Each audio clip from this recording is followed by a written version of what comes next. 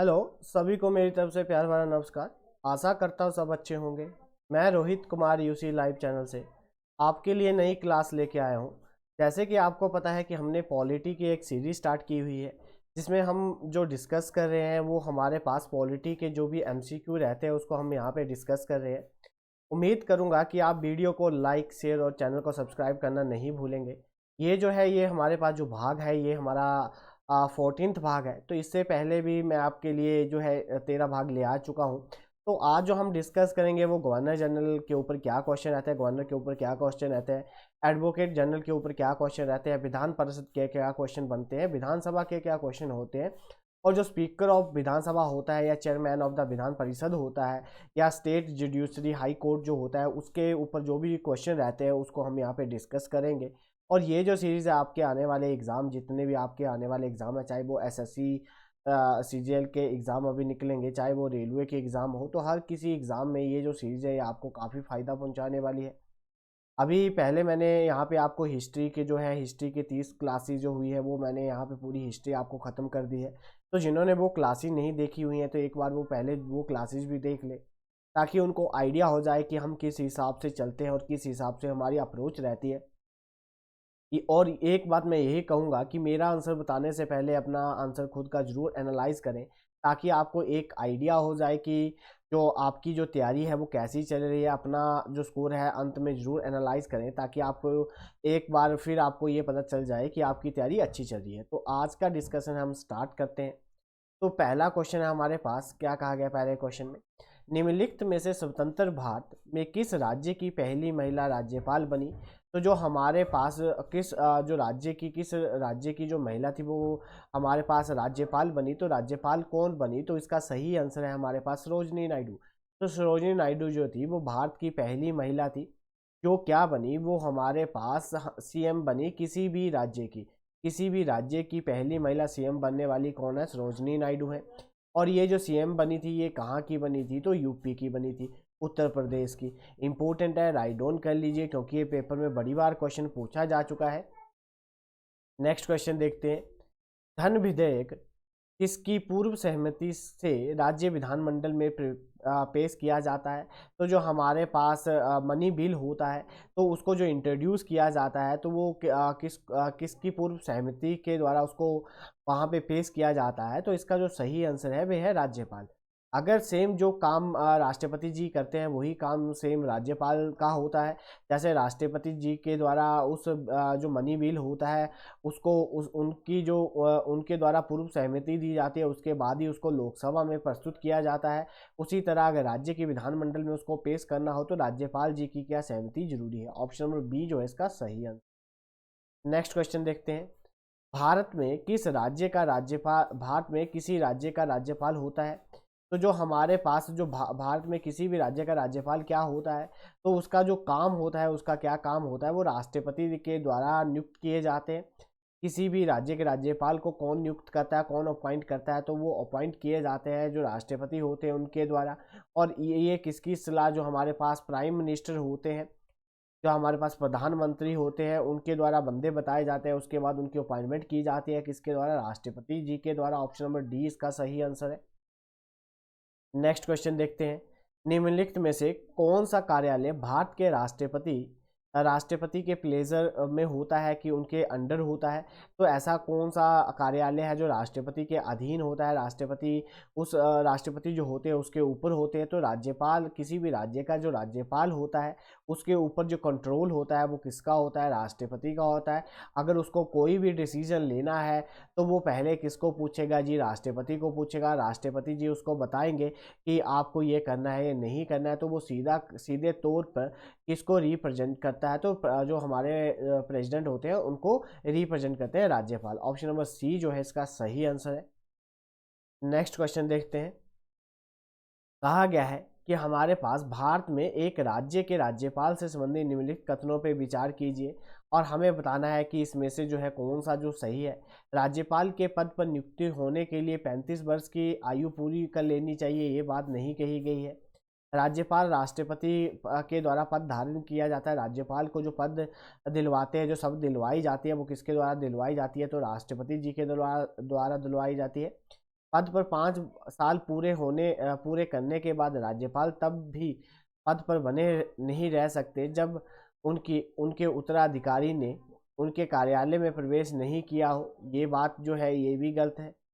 Next है राज्य के कार्यपालिका शक्तियां राज्यपाल के निहित होती है। बिल्कुल बात सही है कि जो भी हमारे पास जितनी भी एग्जीक्यूटिव पावर होती है स्टेट की, तो वो किसके पास होती है, तो गवर्नर के पास होती है। तो जो भी काम किए जाते हैं, जैसे अगर लोकसभा में कोई भी बिल पास करना हो और उस बिल पे जो नाम लिया जाता है वो राष्ट्रपति जी का लिया जाता है, उसी तरह से राज्य में अगर कोई भी बिल को क्या करना हो, इम्प्लीमेंट करना हो, तो उस पर जो नाम चलता है वो किसका चलता है, तो राज्यपाल जी का चलता है। ऑप्शन नंबर जो डी है इसका सही आंसर है। जो सेकंड और फोर्थ है वो दोनों की दोनों बातें बिल्कुल सही हैं। नेक्स्ट क्वेश्चन देखते हैं। कहा गया है कि निम्नलिखित कथनों पर विचार कीजिए। भारत में एक राज्य का राज्यपाल विधान परिषद के लिए मनोनीत करता है जहां जहां इसके सदस्यों का छठा हिस्सा होता है। बिल्कुल बात सही है कि जैसे राष्ट्रपति जी के द्वारा जो लोकसभा में है, जो हमारे पास राज्यसभा होती है, जो अपर हाउस होता है, उसमें वो 12 लोगों को नॉमिनेट करते हैं।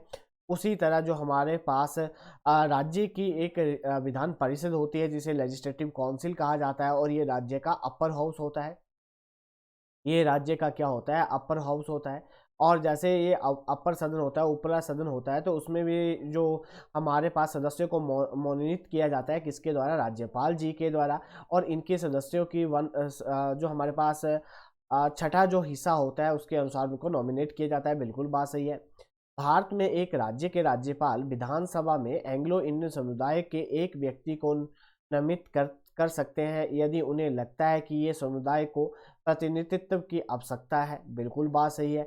जैसे राष्ट्रपति जी के द्वारा लोकसभा में 2 लोगों को मनोनीत किया जाता है, उन्हें नॉमिनेट किया जाता है, उसी तरह राज्य की विधानसभा जो होती है उसमें एंग्लो इंडियन को उनके द्वारा नॉमिनेट किया जाता है। और एक व्यक्ति अगर उन्हें लगता है कि ये उस समुदाय को क्या करेगा, रिप्रेजेंट करेगा, तो उन्हें नॉमिनेट किया जाता है। ऑप्शन नंबर जो सी है इसका सही आंसर है।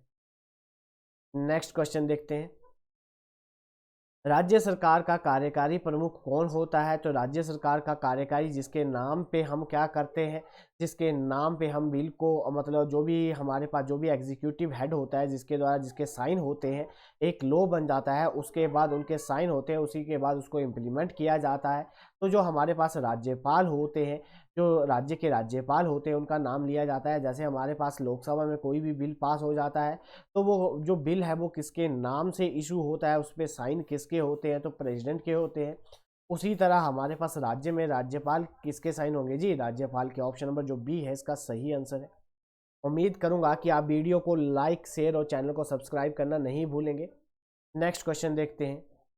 जम्मू कश्मीर के राज्यपाल की नियुक्ति कौन करता है, तो जम्मू कश्मीर के जो राज्यपाल होते हैं उनकी जो नियुक्ति की जाती है वो किसके द्वारा की जाएगी, तो राज्यपाल की नियुक्ति भी किसके द्वारा की जाती है, राष्ट्रपति जी के द्वारा की जाती है। जो भारत के राष्ट्रपति जी होंगे उनके द्वारा किसी भी राज्य के राज्यपाल की नियुक्ति की जाएगी, और इस पे जो सलाह ली जाती है, इस पे जो लोगों को बताया जाता है, वो जो भारत के प्रधानमंत्री होते हैं उनके द्वारा उनको बताया जाता है राष्ट्रपति जी को, और वो उनको राज्यपाल के रूप में सब दिलवाते हैं। कौन, राष्ट्रपति जी। ऑप्शन नंबर जो डी है इसका सही आंसर है। नेक्स्ट क्वेश्चन देखते हैं। कहा गया है कि राज्य की अकस्मात निधि किसके द्वारा संचालित की जाती है। जो हमारे पास कॉन्टीजेंसी फंड होता है स्टेट का, तो वो किसके नाम से इशू किया जाता है, उसको कौन संभालता है, उसका लेखा जोखा कौन रखता है, तो राज्य के राज्यपाल होते हैं, उनके अंडर ये जो कॉन्टीजेंसी फंड आता है वो उनके अंडर आता है। अगर किसी को ज़रूरत पड़ती है तो वो यहाँ से फंड ले सकता है, परंतु वो राज्यपाल के द्वारा ही दिया जाता है। जैसे हमारे पास जो कॉन्जिजेंट जो फंड होता है वो सेंटर के अंडर आता है, उसके ऊपर राष्ट्रपति जी के अधीन होता है। उसी तरह ये कॉन्टीजेंसी जो फंड होता है ये राज्य के राज्यपाल के अधीन होता है। ऑप्शन नंबर ए जो है इसका सही आंसर है। नेक्स्ट क्वेश्चन देखते हैं। किसी राज्य का राज्यपाल, जो किसी भी राज्य का जो राज्यपाल होगा उसके बारे में बातें लिखी गई हैं, हमें बताना है कि सही है। राष्ट्रपति के द्वारा नियुक्ति की जाती है, बिल्कुल बात सही है। वो राष्ट्रपति जो उनका ऑफिस होता है वो किसके अधीन होता है, वो किसको रिप्रेजेंट कराते हैं, तो वो किसके अंडर काम करते हैं, तो राष्ट्रपति के अधीन काम करते हैं। राज्य की कार्यकारी शक्तियों का प्रमुख होता है, जो भी एग्जीक्यूटिव पावर होती है उनको, उनका जो बिल है उनका जो संचालन किया जाएगा तो वो किसके नाम से किया जाता है, तो राज्यपाल के नाम से किया जाता है। और कहा गया है कि ये सामान्यतः 5 वर्षों के लिए पद को धारण करते हैं। बिल्कुल बात सही है कि इनका जो ड्यूरेशन होता है राज्यपाल की पोस्ट पे वो सामान्यतः कितना होता है, तो 5 सालों के लिए होता है। तो चारों की चारों बातें बिल्कुल सही है। ऑप्शन नंबर डी जो है that is the right answer. Next question देखते हैं। राज्य के राज्यपाल के बारे में निम्नलिखित में से कौन सा कथन सत्य नहीं है, तो जो राज्य के राज्यपाल होते हैं उनके बारे में कौन सा जो कथन है इसमें सही नहीं है। वे राज्य के विधानमंडल का हिस्सा होता है। ठीक है जी, बिल्कुल जो बात है इसकी सही है। वे मौत की सजा की जो क्षमा कर सकता है, नहीं जी। वो जो है हमारे पास जो पार्डन है, जो डेथ है, उसको चेंज नहीं कर सकता। ये जो पावर होती है ये बस राष्ट्रपति जी के पास ही होती है। कि राष्ट्रपति जी जो है वो मौत की सज़ा को क्या कर सकते हैं, खारिज कर सकते हैं या कम कर सकते हैं। तो ये जो पावर है, बाकी सारी की सारी पावर जो होती है वो राज्यपाल के पास होती है। ये राज्य के उच्चतम न्यायालय के न्यायाधीशों की नियुक्ति नहीं करता। बिल्कुल बात सही है। उसके पास कोई भी आपातकालीन शक्ति नहीं होती। बिल्कुल बात सही है। तो राज्य के उच्च न्यायालय के जो न्यायाधीश होते हैं उनकी जो नियुक्ति की जाती है वो भी प्रेसिडेंट के द्वारा की जाती है, राष्ट्रपति जी के द्वारा ही की जाती है। उसमें राज्यपाल जी का कोई रोल नहीं होता। ठीक है, ना ही इनके पास कोई इमरजेंसी जो आपातकालीन जो हमारे पास पावर होती है वो कोई नहीं होती, जैसे राष्ट्रपति जी के पास होती है। 352 होती है, 356 होती है और 360 होती है। 352 जब होती है जब नेशनल इमरजेंसी लगाई जाती है, जब कोई हमारे देश पे आयुध करता है, अटैक करता है, तब उस टाइम जो इमरजेंसी लगाई जाती है तो उस इमरजेंसी को बोला जाता है नेशनल इमरजेंसी। और जो हमारे पास प्रेसिडेंट रूल लगता है, अगर किसी भी स्टेट का जो है हमारे पास संचालन ढंग से नहीं चल रहा है तो वहाँ की सरकार गिर जाती है और वहाँ पे प्रेसिडेंट रूल लग जाता है, तो वो 356 के अधीन आता है। और 360 के अधीन फाइनेंशियल इमरजेंसी आती है, जब हमारे पास घाटा पड़ जाता है, आर्थिक संकट आ जाता है, वित्तीय संकट आ जाता है, तो उस टाइम जो इमरजेंसी लगाई जाती है वो 360 लगाई जाती है। नेक्स्ट क्वेश्चन देखते हैं। किसी राज्य का राज्यपाल मंत्रिपरिषद की सलाह से स्वतंत्र होकर कार्य कर सकता है। कौन कौन से काम पे वो जो है वो उस पर कार्य कर सकता है, तो इसकी जो हमारे पास जो बात है, सरकार से विधानसभा से बहुमत साबित करने के लिए कहना। बिल्कुल बात सही है। एक मुख्यमंत्री को बर्खास्त करना। बिल्कुल बात सही है। किसी विधेयक को भारत के राष्ट्रपति को विचारत आरक्षित करना। ठीक है, कि जो हमारे पास बिल है उस बिल को राष्ट्रपति के पास भेज दिया गया है और वो उस पर विचार करेंगे, उसके बाद उस पर साइन होंगे। नेक्स्ट है हमारे पास विधायिका द्वारा पारित विधेयक को पूर्ण विचार के लिए लौटाना। बिल्कुल बात सही है कि जो भी अगर किसी भी विधानसभा के द्वारा कोई बिल पास किया जाता है, अगर राज्यपाल को ये लगता है कि उस बिल में कुछ करेक्शन करवानी है तो वो उस बिल को द्वारा वापस भेज सकते हैं। ये शक्ति उनके पास होती है उच्चतम न्यायालय की राय जानने के लिए। ठीक है, नहीं जी, पांचवा नहीं है। तो ऑप्शन नंबर जो ए है that is the right answer. ये चारों की चारों बातें बिल्कुल सही है। नेक्स्ट क्वेश्चन देखते हैं। भारत के संविधान में महाभियोग का कोई प्रावधान नहीं है। तो भारत के संविधान में जो महाभियोग का कोई प्रावधान नहीं है, वो किस पे महाभियोग का प्रावधान नहीं लगता है, तो जो राज्य के राज्यपाल होते हैं उनके ऊपर महाभियोग नहीं चलाया जा सकता। ठीक है जी, इनके ऊपर ये प्रोसेस नहीं है, ये प्रावधान नहीं है उनकी पोस्ट के ऊपर। राष्ट्रपति के ऊपर महाभियोग चलाया जा सकता है। आर्टिकल 360 के बारे में बात करता है। ठीक है, जो भारत के उपराष्ट्रपति होते हैं उनके पास भी ये उनको भी उनके पद से हटाना हो तो महाभियोग लगाया जाता है। भारत के मुख्य न्यायाधीश को उनकी पोस्ट से हटाना हो तो भी महाभियोग लगाया जाता है। परंतु राज्य के राज्यपाल को उनकी पोस्ट से हटाना हो तो कोई महाभियोग की प्रोसेस नहीं चलाई जाती। ऑप्शन नंबर जो डी है that is the right answer. Next question देखते हैं। जब तक भारत का राष्ट्रपति चाहे तब तक कौन अपने पद पर बना रह सकता है। अगर भारत के राष्ट्रपति चाहें तो वो अपने पद पर बना रह सकता है, तो वो है हमारे पास राज्यपाल। ऑप्शन नंबर ए जो है that is the right answer. अगर राष्ट्रपति जी चाहे तो वो राज्यपाल को उसकी पोस्ट पे रख सकते हैं जब तक वो चाहे। ऑप्शन नंबर ए जो है इसका सही आंसर है। नेक्स्ट क्वेश्चन देखते हैं। संविधान के किस अनुच्छेद के तहत राज्य की कार्यकारी शक्तियां राज्यपाल के निहित होती हैं? तो वो कौन सा आर्टिकल है जो राज्यपाल की शक्तियों, कार्यकारी एग्जीक्यूटिव जो पावर है उसके बारे में बात करता है? तो कौन सा आर्टिकल उसके बारे में बात करता है? तो 154 जो है, अनुच्छेद 154 जो है वो क्या बात करता है? जो राज्य के हमारे पास जो संविधान में लिखा गया है कि राज्य की जो एग्जीक्यूटिव पावर है जो राज्यपाल के पास आती है वो अनुच्छेद 154 के तहत आती है। ये बहुत इंपॉर्टेंट है, इसको राइट डाउन कर लेना। और जो आर्टिकल हमारे पास 14 है उसमें कहा गया है इक्वालिटी टू, जो हमारे पास राइट टू इक्वालिटी की बात की गई है। और जो हमारे पास 356 है, मैंने आपको बताया, वो हमारे पास जो हमारा प्रेजेंट रूल लगता है उसके बारे में बात की गई है। तो ये सारी की सारी बातें इंपॉर्टेंट है, प्लीज़ इसको राइट डाउन कर लीजिए। उम्मीद करूंगा कि आप वीडियो को लाइक, चैनल को सब्सक्राइब करना नहीं भूलेंगे और वहाँ पे जो बेल आइकन बटन है उसको ज़रूर प्रेस करेंगे ताकि हमारे चैनल पे कोई भी नया अपडेट आता है वो तुरंत आप तक पहुँच जाए। नेक्स्ट क्वेश्चन देखते हैं। राज्य के अध्यादेश को विधानसभा द्वारा पारित किया जाना चाहिए। तो जो हमारे पास ordinance of the governor has been passed by the assembly within, तो जो हमारे पास कोई भी ऑर्डिनेंस है, कोई भी बिल है, अध्यादेश जो जारी किया जाता है राज्यपाल के द्वारा, उसको विधानसभा के द्वारा पारित किया जाना चाहिए कितने दिनों के अंदर? तो कितने दिनों के अंदर उनके द्वारा पारित करा जाना चाहिए? तो हमारे पास 6 हफ्ते के अंदर उनके द्वारा उसको पारित करना पड़ता है। ऑप्शन नंबर ए जो है that is the right answer. Next question देखते हैं। निम्नलिखित में से कौन सा प्रबंधीकरण किसी राज्य के राज्यपाल को उन करों और शुल्कों के निर्धारण के सिद्धांतों के बारे में सिफारिश करता है जो उस विशेष राज्य में पंचायत द्वारा विनियोजित किया जा सकते हैं? ठीक है जी। तो हमारे पास जो राज्यपाल है उनके द्वारा जो कर है या जो हमारे पास शुल्क है वो निर्धारित किए जा सकते हैं उनकी सिफारिश पे उस विशेष राज्य की पंचायत और पंचायत द्वारा जो विनियोजित किए जा सकते हैं। तो वो कौन से होते हैं जिसपे वो जो हमारे पास टैक्स है उसको क्या कर सकते हैं राज्यपाल की बढ़ा सकते हैं या उसको क्या कर सकते हैं, सिद्धांत निर्धारित कर सकते हैं? तो इसमें जो हमारे पास सही ऑप्शन है राज्य के वित्त आयोग, जो स्टेट का फाइनेंस कमीशन होता है उसको। ऑप्शन नंबर जो बी है that is the right answer. Next question. राज्य सरकार के कानूनी सलाहकार के रूप में जाना जाता है। तो राज्य सरकार के कानूनी सलाहकार के बारे में किसे जाना जाता है? तो हमें पता है कि अगर सेंटर का सलाहकार हो, कानूनी एडवाइज़र हो, तो उसे हम बोलते हैं attorney general of India.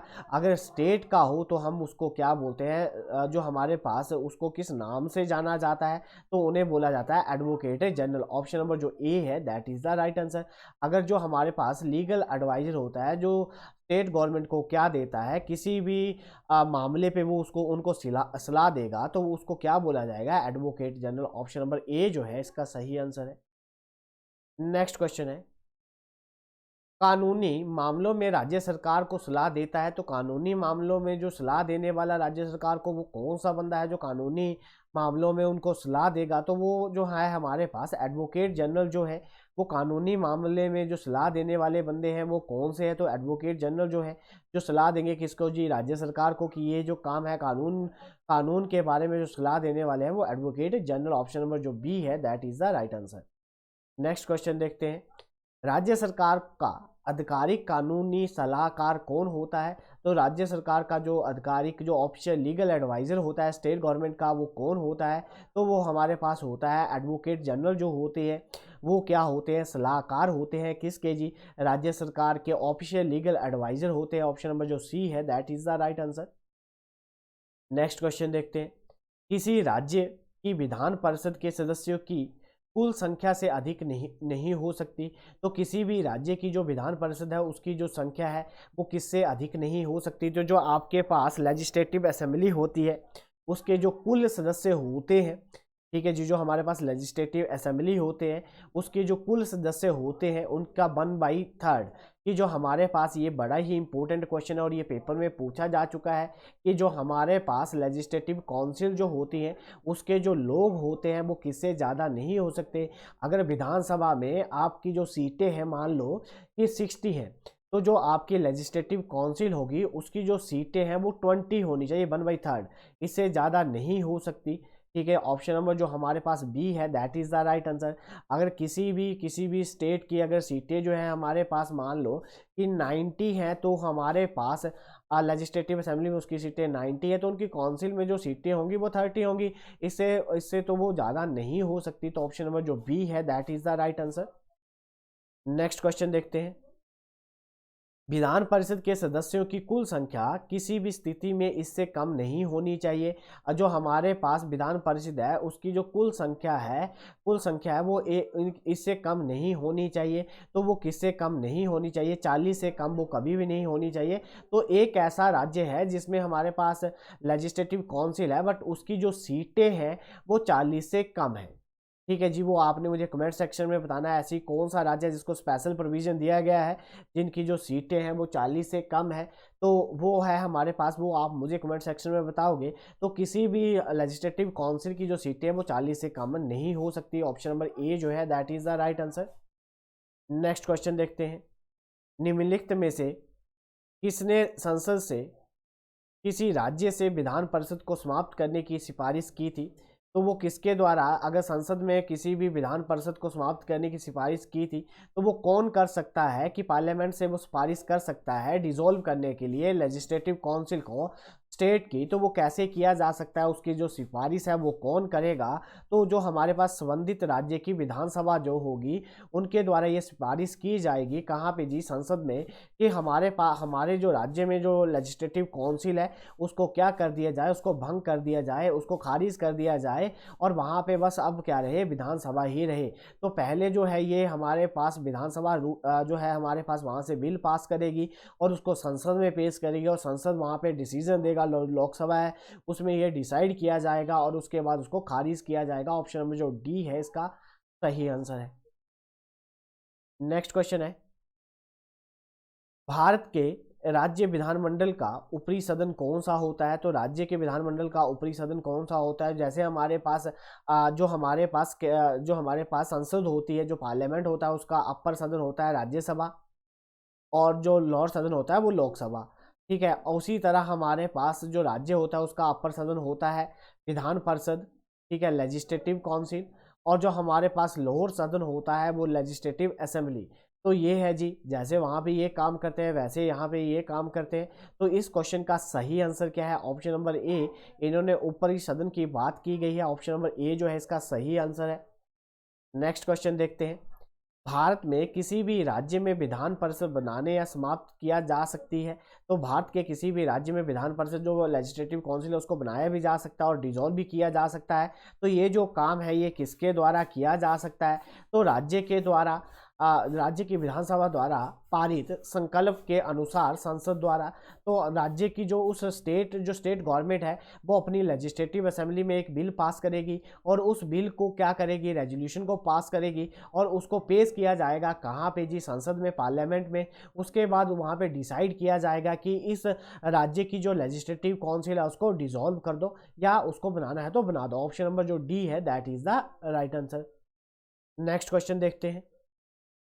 Vidhan Parishad द्वारा साधारण विधेयक को रोके रखने की अवधि निम्नलिखित में से कितनी होती है? तो जो विधान लेजिस्लेटिव काउंसिल है वो किसी भी बिल को कितने टाइम के लिए, ऑर्डिनरी बिल को कितने टाइम के लिए वो रोक सकता है? तो मात्र 14 दिनों के लिए वो रोक सकता है, उसके ज़्यादा वो नहीं रोक सकता। उसके बाद उसको वहाँ पे साइन करने ही पड़ेंगे। जैसे हमारे पास लोकसभा के द्वारा कोई भी बिल पास किया जाता है उसको राज्यसभा के पास भेजा जाता है तो राज्यसभा उसको 14 डेज के लिए होल्ड कर सकती है, उसके ज़्यादा उसको होल्ड नहीं कर सकती। सेम प्रोसीजर इसमें है। अगर लेजिस्लेटिव असेंबली हमारे पास कोई बिल भेजती है कहाँ पे, लेजिस्लेटिव काउंसिल में, तो वो मात्र 14 दिनों के लिए उसको होल्ड कर सकता है, उसके ज़्यादा उससे ज़्यादा वो उसको होल्ड नहीं कर सकता। ऑप्शन नंबर ए जो है that is the right answer.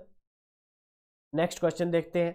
राज्य की विधान परिषद के निर्माण की प्रक्रिया का वर्णन संविधान के किस अनुच्छेद में किया गया है? कि जो राज्य की लेजिस्लेटिव काउंसिल होती है उसको किस अनुच्छेद में, संविधान के, कॉन्स्टिट्यूशन के किस आर्टिकल में उसके बारे में डिस्क्राइब किया गया है? कौन सा आर्टिकल है जो उसके बारे में हमें बताता है?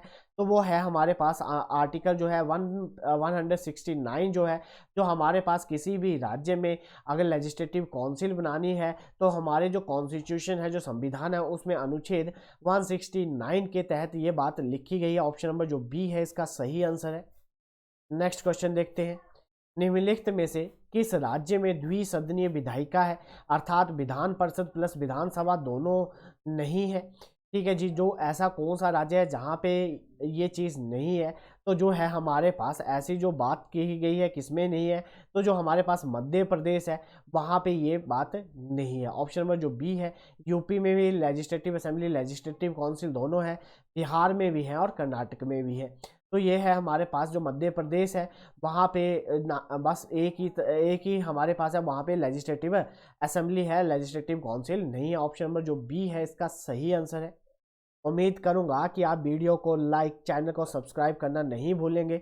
नेक्स्ट क्वेश्चन देखते हैं, भारत में किसी भी राज्य की विधानसभा की जो सीटें हैं, सदस्य हैं, वो इससे अधिक नहीं हो सकते। कितने हो सकते हैं, अधिकतम कितने सदस्य हो सकते हैं, उससे ज़्यादा नहीं हो सकते। मैक्सिमम नंबर जो लेजिस्लेटिव असेंबली में हो सकते हैं वो कितने हो सकते हैं, तो इसका जो सही आंसर है हमारे पास वो है 500। तो 500 से अधिक किसी भी लेजिस्लेटिव असेंबली में मेंबर है नहीं हो सकते। किसी भी राज्य की लेजिस्लेटिव असेंबली में जो 500 से ज़्यादा बंदे नहीं हो सकते। ऑप्शन नंबर जो सी है that is the right answer. Next question देखते हैं, निम्नलिखित में से किस राज्य या संघ राज्य क्षेत्र की विधानसभा में केवल 30 सदस्यों वाली है। तो ऐसा कौन सा राज्य है जिसकी जो विधानसभा है उसके जो कुल सदस्य जो है उनकी जो संख्या है वो 30 है। तो इसमें से जो है हमारे पास कौन सी बिल्कुल बात सही कही गई है, तो जो पौंडुचेरी है। तो पौंडुचेरी में जो हमारे पास कुल लोगों की जो संख्या है, उनके जो लेजिस्लेटिव असेंबली है वहाँ पे जो लोगों की संख्या वो कितनी है जी, 30 है। ऑप्शन नंबर ए जो है that is the right answer. Next question देखते हैं, भारत की राज्य व्यवस्था के संबंध में निम्नलिखित कथनों पर विचार कीजिए। भारत में किसी भी राज्य को विधानसभा में 500 से अधिक सदस्य नहीं हो सकते, बिल्कुल बात सही है, ये अभी हमने पीछे डिस्कस किया। राज्य की विधानसभा का सदस्य बनने के लिए नागरिक की आयु 25 वर्ष से कम नहीं होनी चाहिए, बिल्कुल बात सही है। अगर किसी को एमएलए वगैरह बनना है तो उसकी जो आयु है वो हमारे पास 25 वर्ष से कम नहीं होनी चाहिए। तो ऑप्शन नंबर जो सी है that is the right answer. ये दोनों की दोनों बातें बिल्कुल सही है। नेक्स्ट क्वेश्चन देखते हैं, भारत के राज्य के संदर्भ में निम्नलिखित कथनों पर विचार कीजिए, कौन सी बातें बिल्कुल सही है और कौन सी बातें सही नहीं है। कहा गया, राज्य के विधानमंडल की अंतिम बैठक और अगले सत्र की पहली बैठक के बीच में 6 महीने का अंतर नहीं होगा, बिल्कुल बात सही है। ठीक है, कि जो हमारे पास जो हमारे पास उनके बीच का जो डिफरेंस होगा, कि जो विधानसभा की अंतिम बैठक है और जो हमारे पास पहली बैठक होगी उनके बीच में कभी भी 6 महीने का अंतर नहीं होगा, बिल्कुल बात सही है। राज्य विधानसभा के प्रत्येक आम चुनाव के बाद राज्यपाल को राज्य विधानसभा की पहली बैठक को संबोधित करना होता है और इसी प्रकार प्रत्येक वर्ष पहले सत्र को भी, बिल्कुल बात सही है। जैसे राष्ट्रपति जी के द्वारा पहला जो हमारे पास राष्ट्रपति के द्वारा लोकसभा का पहला जो सत्र है उसको बुलाया जाता है, उसी तरह राज्यसभा जो विधानसभा है उसका जो पहला सत्र है वो किसके द्वारा बुलाया जाएगा, तो राज्यपाल के द्वारा बुलाया जाएगा। तो ऑप्शन नंबर सी जो है इसका सही आंसर है। नेक्स्ट क्वेश्चन देखते हैं, निम्नलिखित में से कौन सा राज्य विधान परिषद को समाप्त करने के लिए संसद को सिफारिश करता है। तो जो संबंधित राज्य की विधानसभा होती है उनके द्वारा एक रेजोल्यूशन पास किया जाता है विधानसभा में और उसको संसद में पेश किया जाता है और उसके बाद ये डिसाइड किया जाता है कि जो हमारे पास लेजिस्लेटिव असेंबली है, तो लेजिस्लेटिव काउंसिल है, उसको क्या करना है, ख़त्म करना है, उसको डिसॉल्व कर देना है। तो ऑप्शन नंबर जो डी है इसका सही आंसर है। नेक्स्ट क्वेश्चन देखते हैं, निम्नलिखित में से कौन सा राज्य विधानसभा में 2 महिला सदस्यों को नामांकित कर सकता है। तो विधानसभा में ऐसा कौन सा राज्य है जिसमें 2 महिलाओं को क्या कर सकते हैं, जो सदस्यों को नामांकित कर सकते हैं, कि जो हमारे पास ऐसा कौन सा राज्य है जिसकी लेजिस्लेटिव असेंबली में 2 वुमेन्स नॉमिनेट की जा सकती हैं। तो वो कौन सा राज्य है जिसके द्वारा ये काम किया जाता है, तो जम्मू कश्मीर। ऑप्शन नंबर जो सी है that is the right answer. Next question देखते हैं, निम्नलिखित कथनों पर विचार कीजिए और बताइए कि इसमें से कौन सी बात बिल्कुल सही है। भारत के संविधान में प्रावधान है कि किसी प्रत्येक राज्य की विधानसभा के राज्य के क्षेत्रीय निर्वाचन क्षेत्र में प्रत्यक्ष चुनाव द्वारा चुने गए 500 से अधिक सदस्य नहीं होंगे। बिल्कुल बात सही है कि किसी भी राज्य की जो लेजिस्लेटिव असेंबली है उसकी जो सीटें है वो 500 से अधिक नहीं हो सकती। यदि कोई व्यक्ति 25 वर्ष की कम आयु का है तो वे किसी भी राज्य की विधानसभा में सीट भरने के लिए चुना जाने के योग्य नहीं होगा। बिल्कुल बात सही है कि अगर कोई भी है जो 25 साल से छोटा है तो वो किस एमएलए की पोस्ट पे नहीं खड़ा हो सकता। तो दोनों की दोनों बातें बिल्कुल सही हैं। उम्मीद करूंगा कि आप वीडियो को लाइक, चैनल को सब्सक्राइब करना नहीं भूलेंगे। नेक्स्ट क्वेश्चन देखते हैं। निम्नलिखित कथनों पर विचार कीजिए और बताइए कि दोनों बातें सही हैं। यदि भारत में किसी भी राज्य की विधानसभा मध्य अवधि में भंग कर दी जाती है तो अध्यक्ष अगली विधानसभा के गठन की प्रक्रिया तक पद पर बना रहता है। बिल्कुल बात सही है। अगर किसी भी राज्य की लेजिस्लेटिव असेंबली डिसॉल्व हो जाती है तो जो उसके स्पीकर होते हैं, जो नई हमारे पास लेजिस्लेटिव जो असेंबली आएगी वहाँ तक तब तक वो अपने में से किसी को स्पीकर नहीं चुन लेते। तब तक जो पुराने वाले हैं वो उसके स्पीकर रहेंगे। जब किसी विधानसभा का अध्यक्ष त्यागपत्र देता है तो वे अपना पत्र विधानसभा के उप सभापति को संबोधित करता है। बिल्कुल बात सही है कि जो डेप्यूटी स्पीकर होगा किसका, लेजिस्लेटिव असेंबली का, तो उसको जो है अपना जो रिजाइनेशन है, जो उसका रिजाइन लेटर है वो उनको सौंप दिया जाएगा। तो ऑप्शन नंबर दूसरी भी सही है। तो ऑप्शन नंबर सी जो है, दोनों की दोनों बातें बिल्कुल सही है। नेक्स्ट क्वेश्चन देखते हैं। उच्च न्यायालय के न्यायाधीशों को दूसरे उच्च न्यायालय में स्थानांतरित करने के लिए कौन अधिकृत होता है? तो एक उच्चतम न्यायालय का जो न्यायाधीश है उसको दूसरे राज्य के उच्चतम न्यायालय का न्यायाधीश भी बनाया जा सकता है।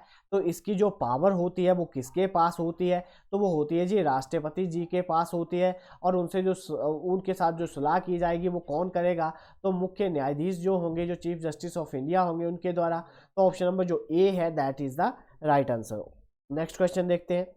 भारत के एक उच्च न्यायालय ने ये आदेश क्यों दिया कि बंद संवैधानिक और जो हमारे पास दंड आयक है, कि जो भारत के एक उच्चतम न्यायालय ने ये आदेश क्यों दिया कि बंद जो हमारे पास एक हाई कोर्ट था जिसके द्वारा ये डिसीजन दिया गया कि जो अनकॉन्स्टिट्यूशनल है और जो हमारे पास संवैधानिक है, तो ऐसी बात वो किसके लिए कहते हैं, वो कौन सी बात है जिसके लिए ये बोलते हैं?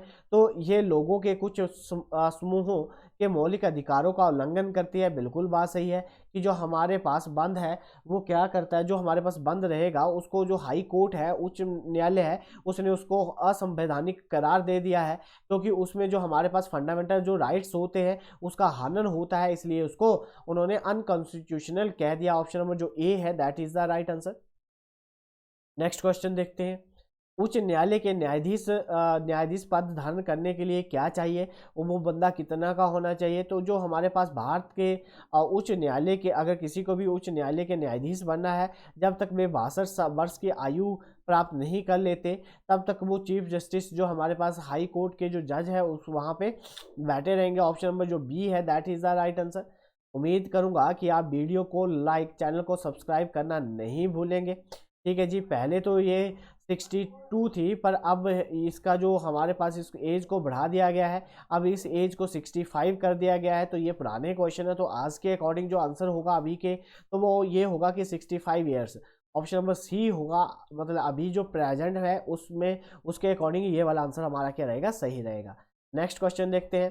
कहा गया है कि सूचियों को एक दूसरे के साथ सम्मिलित करना है। उसमें न्याय के क्षेत्र अधिकार, उच्चतम न्यायालय के क्षेत्र अधिकार और राज्य के क्षेत्र के बारे में बताया गया है कि किसका जो हाई कोर्ट है वो कहाँ पे है। तो जो पौंडुचेरी है जी, जो हमारे पास पौंडुचेरी है, इसका जो हाई कोर्ट है वो कहाँ पे है? तो मद्रास में है। जो अंडमान निकोबार है, इनका जो हाई कोर्ट है वो कोलकाता में है। जो हमारे पास लक्षद्वीप है, इनका हाई कोर्ट केरल में है। और जो दमन एंड दीव है, इनका जो हाई कोर्ट है वो बॉम्बे में है। तो ऑप्शन नंबर जो हमारे पास ए का जी फर्स्ट है, बी का सेकंड है, सी का थर्ड है और डी का फोर्थ है। तो इसके अकॉर्डिंग हमारे पास ऑप्शन नंबर ए जो है वो बिल्कुल सही है। ठीक है जी। पूछा जाए कि पौंडुचेरी का जो हाई कोर्ट है वो कहाँ पे है, तो वो कहाँ पे है जी, मद्रास में है। नेक्स्ट क्वेश्चन देखते हैं। उच्चतम न्यायालय के मुख्य न्यायाधीश की नियुक्ति की जाती है। तो उच्चतम न्यायालय के मुख्य न्यायाधीश की नियुक्ति किसके द्वारा की जाती है? तो इसको जो नियुक्त करने वाले होते हैं वो कौन होते हैं? तो देखिए इसमें जो हमारे पास जो उच्चतम न्यायालय के जो मुख्य न्यायाधीश होंगे उनकी जो नियुक्ति की जाएगी तो वो किसके द्वारा की जाएगी, संबंधित राज्य के राज्यपाल और भारत के मुख्य न्यायाधीश की सलाह पर राष्ट्रपति के द्वारा। तो जो हमारे पास उस राज्य का जो राज्यपाल होगा, ठीक है जी, जो भारत के जो मुख्य चीफ जस्टिस ऑफ इंडिया होंगे और उनकी सलाह के द्वारा, और वो करेगा कौन, तो जो राष्ट्रपति जी होंगे भारत के, उनके द्वारा किया जाएगा। ऑप्शन नंबर जो डी है that is the right answer. Next question देखते हैं, निम्नलिखित में से किस राज्य के संघ राज्य क्षेत्र का एक सामान्य उच्चतम न्यायालय है। तो ऐसा कौन सा हमारे पास स्टेट या यूटी है जिनका जो है जो high court common high court है, तो वो कौन सा है जी हमारे पास। तो इसका जो हमारे पास जो सही आंसर है वो क्या है, हरियाणा, पंजाब और चंडीगढ़ का जो हाई कोर्ट है वो कहाँ पे है जी, तो चंडीगढ़ में है। ऑप्शन नंबर जो बी है इन सभी का क्या है, कॉमन है। Option number B that is the right answer. Next question देखते हैं, निम्नलिखित में से किस आधार पर उस उच्च न्यायालय के न्यायाधीश पर महाभियोग लगाया जा सकता है। तो महाभियोग जो है इम्पीचमेंट की जो प्रोसेस चलाई जाती है, किसी भी जज जो हाई कोर्ट का जज है उसके ऊपर ये इम्पीचमेंट की प्रोसेस चलाई जाएगी, तो वो कैसे ही चलाई जाएगी, संविधान का उल्लंघन करने पे नहीं जी। जो हमारे पास एक न्यायाधीश के रूप में कार्य करने में असमर्थ साबित हुआ, बिल्कुल बात सही है।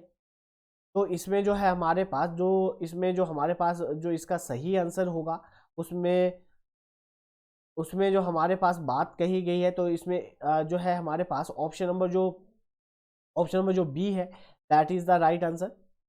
ऑप्शन नंबर बी है इसका सही आंसर है। नेक्स्ट क्वेश्चन देखते हैं, मद्रास के उच्चतम न्यायालय की स्थापना की गई।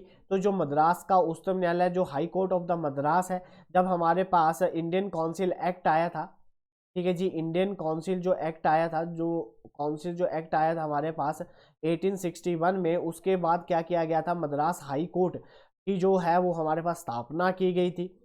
मद्रास हाई कोर्ट की स्थापना की गई थी 1862 में।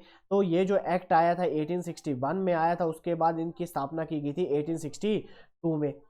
नेक्स्ट क्वेश्चन देखते हैं, निम्नलिखित में से कौन सा सही युग्म नहीं है। इसमें हमें बताना है कि कौन सा जो है वो बिल्कुल सही नहीं है। तो जो बॉम्बे, महाराष्ट्र, गोवा, दीव एंड दमन और जो नगर हवेली है, तो इन सभी का जो हाई कोर्ट है वो कहाँ पे है जी। तो इसमें कहा गया है बॉम्बे में है, बिल्कुल बात सही है। जो हमारे पास दूसरा कहा गया है कोलकाता में जो हाई कोर्ट है वो किस किस का है, वेस्ट बंगाल, अंडमान निकोबार का जो हाई कोर्ट है वो कहाँ पे है, कोलकाता में है। मद्रास में जो हाई कोर्ट है वो किसका है, तमिलनाडु, पौंडुचेरी, असम, अरुणाचल प्रदेश, इन सभी का जो हमारे पास हाई कोर्ट है वो कहाँ पे है, तो मद्रास में है। जो हमारे पास गुवाहाटी, जो हमारे पास इसमें कहा गया है गुवाहाटी मेघालय और सिक्किम का है, नहीं जी। तो इसमें जो हमारे पास जो सही नहीं है वो ऑप्शन नंबर जो डी है that is the right answer, कि जो गुवाहाटी में जो हाई कोर्ट है वो मेघालय और सिक्किम का नहीं है, तो ये सही मैच नहीं कर रहा है। तो इस क्वेश्चन का सही आंसर क्या हुआ, ऑप्शन नंबर डी जो है इसका सही आंसर है। नेक्स्ट क्वेश्चन देखते हैं, निम्नलिखित पे विचार कीजिए। कहा गया है भारत में 21 हाई कोर्ट, जो 21 high court at present in India, क्या ये बात बिल्कुल सही है, नहीं जी। अभी जो है हाई कोर्ट, अभी ये पुराने क्वेश्चन है, तो हाई कोर्ट की संख्या बढ़ के कितनी होगी है जी, 24 होगी है, करेक्ट कर लेना। तो इसमें अगर हमारे पास हाई कोर्ट आएंगे तो कितने हो गए, 24 हो गए। जो हमारे पास Kolkata, Bombay, Madras high court were be established in the year 1862, बिल्कुल बात सही है। जो कोलकाता, बॉम्बे और मद्रास में उच्चतम न्यायालय की स्थापना की गई थी वो 1862 में हुई थी, बिल्कुल बात सही है। यहाँ पे 24 हो जाएगा। तो दोनों की दोनों बातें बिल्कुल सही है। ऑप्शन नंबर जो सी है that is the right answer. Next question देखते हैं, कहा गया है कि हमारे पास ये दावा और हमारे पास कारण बताया गया है और हमें बताना है कि ये बात सही है कि नहीं है। कहा गया है कि जो लोक अदालत द्वारा किए गए एक पुरस्कार को सिविल कोर्ट का जो डिक्री माना जाता है, क्या ये बात सही है। लोक अदालत का पुरस्कार अंतिम और सभी पार्टियों के लिए बाध्यकारी है और किसी भी अदालत के समक्ष इसके खिलाफ कोई भी अपील नहीं की जा सकती। तो कहा गया कि ए तो बिल्कुल सही है, परंतु जो आर है वो गलत है। तो ऑप्शन नंबर सी जो है that is the right answer. Next question देखते हैं, भारत में मोबाइल कोर्ट किसके दिमाग की उपज है? तो जो मोबाइल है, जो मोबाइल कोड जो है, जो किसके द्वारा ये पेश किया गया था, कौन इसको लेके आया था? तो जो न्यायमूर्ति हमारे पास भगवती जो थे, उनके द्वारा मोबाइल कोड होना चाहिए, इसके बारे में उन्होंने बताया था। ऑप्शन नंबर ए जो है that is the right answer. Next question, एक उच्च न्यायालय के न्यायाधीश अपने इस्तीफे के पत्र को संबोधित करते हैं, तो जो किसी भी हाई कोर्ट का जो जस्टिस होंगे, वो अपना जो रिज़ाइन है वो किसको देंगे? तो उनके द्वारा जो रिज़ाइन दिया जाता है वो किसको दिया जाता है? राष्ट्रपति को दिया जाता है। ठीक है, जो उच्चतम न्यायालय के न्यायाधीश होंगे उनके द्वारा जो हमारे पास रिज़ाइन दिया जाएगा, तो वो किसको दिया जाएगा? तो राष्ट्रपति जी को दिया जाएगा। ऑप्शन नंबर ए जो है that is the right answer. Next question देखते हैं, निम्नलिखित भारतीय राज्यों में से कौन सा अपना उच्चतम न्यायालय नहीं रखता? तो ऐसा कौन सा, इसमें से कौन सा ऐसा राज्य है जिनका खुद का जो है अपना उच्चतम न्यायालय नहीं है? तो वो है मणिपुर। मणिपुर का जो हमारे पास उच्चतम न्यायालय नहीं है। ऑप्शन नंबर डी जो है that is the right answer. उम्मीद करूंगा कि आप वीडियो को लाइक, चैनल को सब्सक्राइब करना नहीं भूलेंगे। तो आज की क्लास हम यहीं पे ऑफ करते हैं। धन्यवाद।